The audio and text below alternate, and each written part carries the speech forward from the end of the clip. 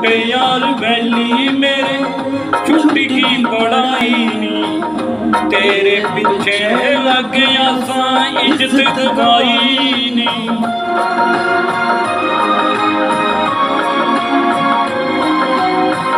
छुटे यार वैली मेरे छुट की पढ़ाई नी तेरे पीछे लग गया सा